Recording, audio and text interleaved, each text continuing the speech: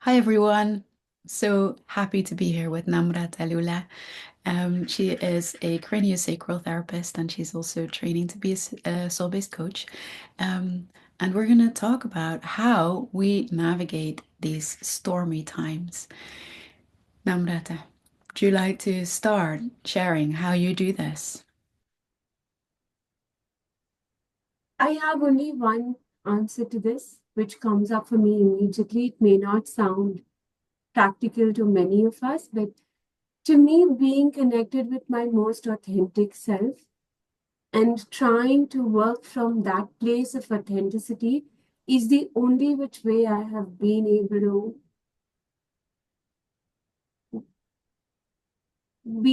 to work through or try to work around whatever feels stormy to me. Mm. So connecting to your most authentic self.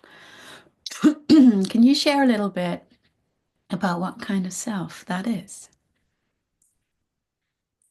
What kind of self that is where I feel neutral, where I feel honest, and where I feel the most pure form of myself. As in, it's a sense within. It's not. It feels like my most comfortable home within myself. So that is the place of authenticity for me, and I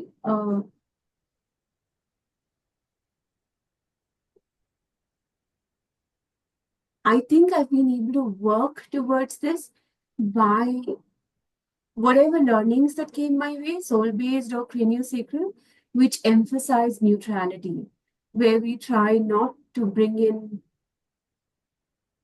too much of one sided influence anywhere, any kind of an influence from which might feel like I have to keep up with something. No.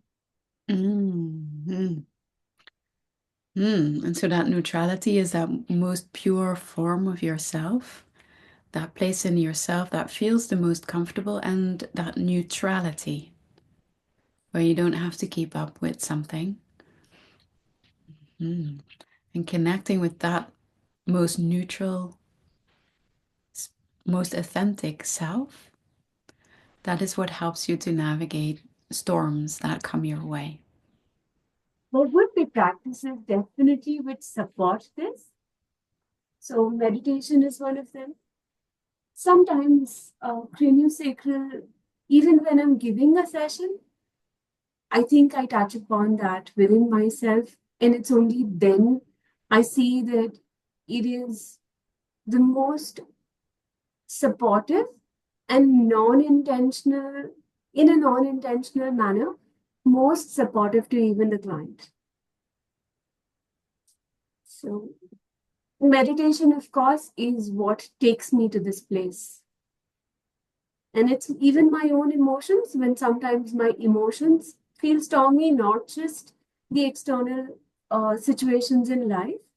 It's even then that I think to be able to step back, feel your neutrality, and not continue to be carried away with all of that is what helps me kind of manage and work around and find a way through all of it. Mm.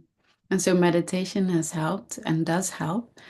And it Definitely. sounds like it's something that you that is part of your regular life. Is that right? Meditation? Yeah, Yes.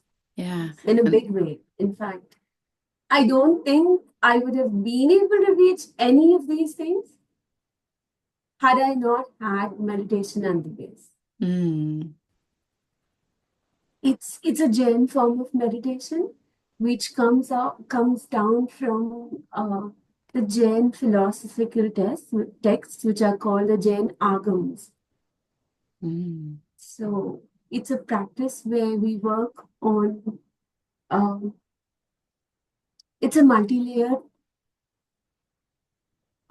It has a multi-layered view.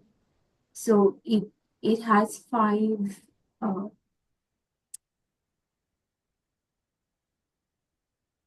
5 steps to it, as in the first being the step of knowledge, pure knowledge, and that connects to the water element in our body and white color. And it also has a meaning of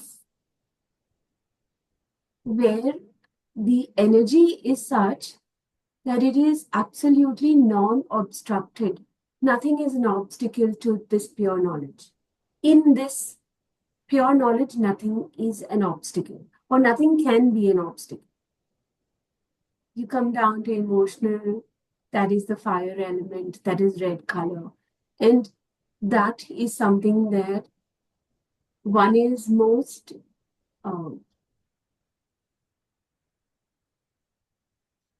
what you can do whatever you want. It's not in Hindi you would call it Siddh. I do not know the word for it exact. I do not have the English exact one.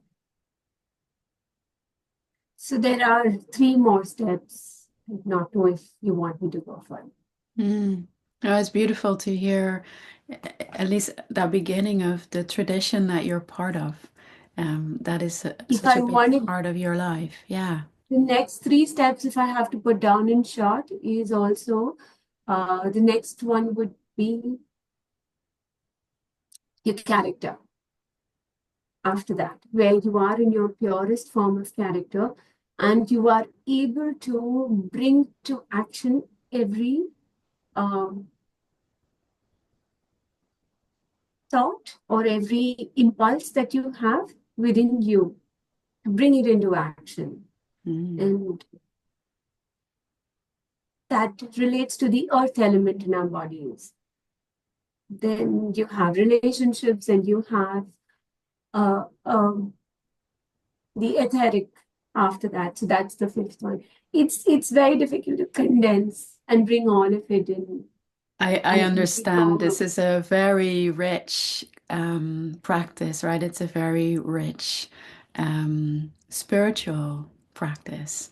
Um, and it's beautiful to hear a little bit about it. And I can understand that that can absolutely give you a big basis, foundation in your life of that meditation.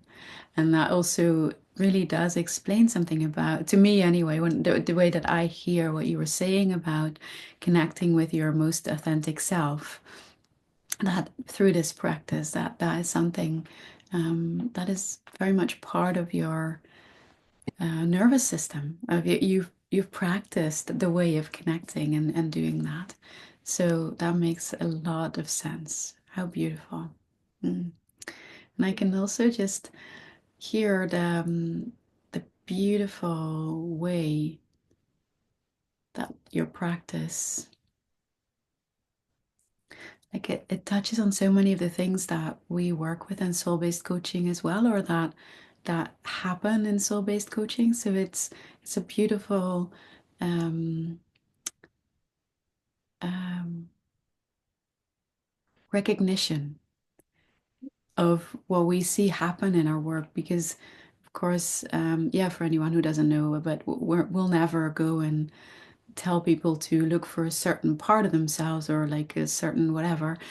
But when we just do our process, then all of these parts, all of these layers, all of these essences start to come forward. And then that layer of that impulse of action is such a beautiful thing because that's what we then see happen, right? That action is the consequence. It's just the thing that happens when everything else is unobstructed, is aligned. Yeah, beautiful. Ah, so I didn't know this about your background from a spiritual perspective, but it makes sense that you felt drawn to the work that we do then. I am not a Jain by birth. I happened to meet a Jain monk at a very, you would say, at a time when I was not at my best, as we say in soul based, or I was more disillusioned with a lot of things, and I did not know what I was doing at that moment or what I wanted to do, or I was kind of directionless, and I wouldn't have taken the best I wouldn't have taken a direction that would be in my best interest had I not met him. Mm, And I connected with him deeply in 2017 for 4 months that he was here in my city. And after which, I think I have just been kind of learning more from whatever he gave me during those 4 months. mm, So that's the reason why I say that if I do not connect with my authenticity, I cannot I cannot make sense of what is happening around me or within me. mm. Yeah, it's gorgeous. It's I recognize a lot in what you're saying from my own experience and through a different lens, but that willingness to learn to be with what is, that would be my word for it now. Um, and for me, that is a type of embodied spirituality. It's not circumventing the thoughts or feelings that are here, but not being swept away by them either. So really to learn to be in the midst of all of that. That is, yeah, that is what my practice is about as well. And I don't know how it is for you, and I'm sure people listening have their own practices. So there is, like, I think most people who are with any kind of interest in life and how it works and how we show up and who we are as humans get to a stage where they start to collect practices that support them. And there's so many out there, and it doesn't. Sorry, this might sound very, um, what's the word? Disrespectful, but from my point of view, it doesn't really matter which practices they are, as long as we do them. So there is so many things that can support us, and I think I don't know about you, Namrata. For me, it's definitely the biggest thing for me to remind myself of is the just do the practice. Doesn't matter if you're tired or emotional or busy or anything else, but just do the practice. Do you recognize that or not? Yes, because otherwise we do not deeply, I mean, we are still outside. We're still kind of being, um, what would we? I mean, we're still being, the outside is still dictating a lot that we can be with, right? In that case. So, yes, to do them invariably, whether we can, can't, have to do them. Not in a pressured way, but in the sense that that is the way we are most benefited or we feel most able to do, meet ourselves very well. Mm, thank you so The other much. thing is, uh, seeing that again and again and again and again, that again is what brings me to all of this is so many things, they may feel different in the way they are structured, but at the bottom line, it's all about universal, um, certain things which are very universally applicable to all of us. It's not about the practice. It's about what. So soul-based craniosacral meditation, the form that I practice, some things are very common to all. They connect at a very universal level. So that's, I don't know. I don't know if I'm making sense, but that's how I feel.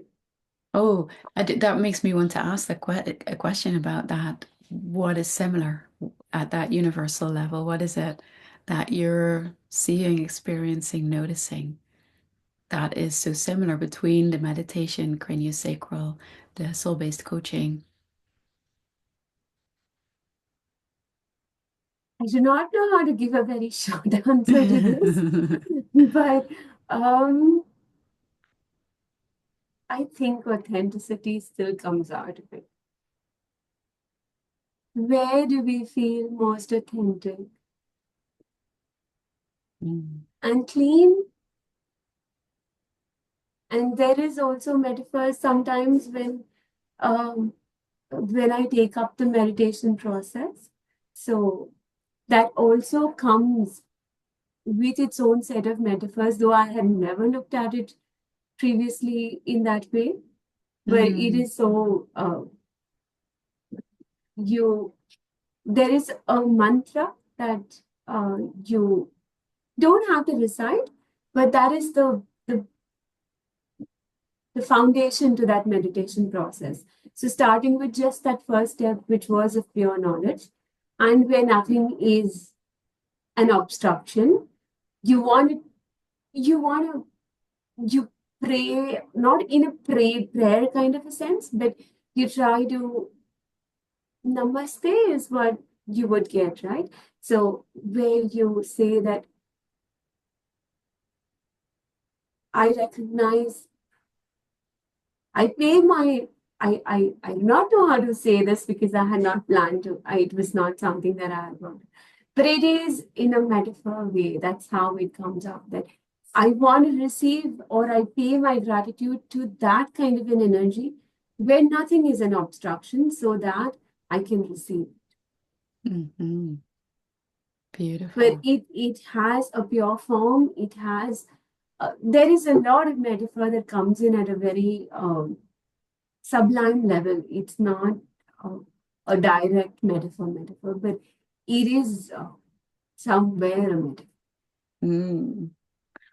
And I'm sorry to just spring that question on you because I Let's understand go that for it. it is very multi-layered and it has a lot of um yeah that is not something that depends on words at all. So it's bringing it into words is a different It's difficult. I aspect. mean, especially when you've not connected with it to be able to bring it into words.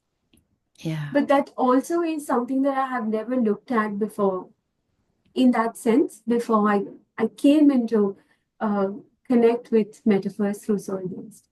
Mm, That it mhm, is such an internal part of us in which is always active, just that we do not bring it to life by not connecting to it.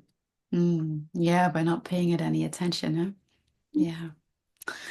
All right. Thank you so much. And so the short answer in terms of how do you navigate the storms in life is connecting with your most authentic self.